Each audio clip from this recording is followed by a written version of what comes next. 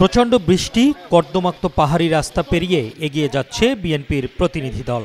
উদ্দেশ্য একটাই, দেশের অন্যতম সেরা নারী ফুটবলার ঋতুপর্ণা চাকমার অসুস্থ মায়ের পাশে দাঁড়ানো।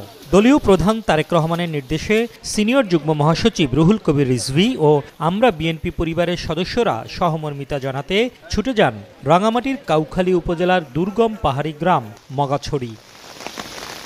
সেখানে ঋতুপর্ণার মা ভুজপতি চাকমা ক্যান্সারে আক্রান্ত হয়ে দুঃসহ দিন কাটাচ্ছেন। 2015 সালে ঋতুপর্ণা হারিয়েছেন ক্যান্সারে আক্রান্ত বাবাকে। তার ভাইও মারা যান বিদ্যুৎ স্পৃষ্ট হয়ে। চরম বাস্তবতায় এখন মা ক্যান্সারে আক্রান্ত। এই কঠিন সময় তারেক রহমানের পক্ষ থেকে তুলে দেওয়া হয় চিকিৎসা সহায়তা, নগদ 2 লাখ টাকা এবং প্রতিটি কেমোথেরাপির জন্য নিয়মিত আর্থিক সহায়তার প্রতিশ্রুতি। এই পরিবারের পাশে তারেক রহমান সাহেব থাকবেন। আপনারা নিজেদেরকে একা ভাববেন না, আপনাদের পাশে বাংলাদেশের বৃহত্তর রাজনৈতিক সংগঠন বিএনপি আপনাদের পাশে আছে। ঋতুপর্ণা শুধু একজন ফুটবলার নন, তিনি পাহাড়ি মাটি থেকে উঠে আসা বাংলাদেশের গর্ব।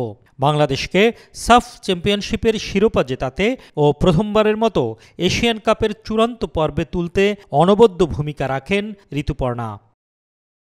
দেশে মেয়েদের ফুটবল নিয়ে সবার আগে কার্যক্রম শুরু করেছিলেন শহীদ প্রেসিডেন্ট জিয়াউর রহমান। তার হাত ধরেই রক্ষণশীলতার দেয়াল ভেঙে চালু হয়েছিল নারীদের ফুটবল। এরপর বেগম খালেদা জিয়ার শাসন আমলেও মেয়েদের খেলাধুলায় ছিল রাষ্ট্রীয় পৃষ্ঠপোষকতা।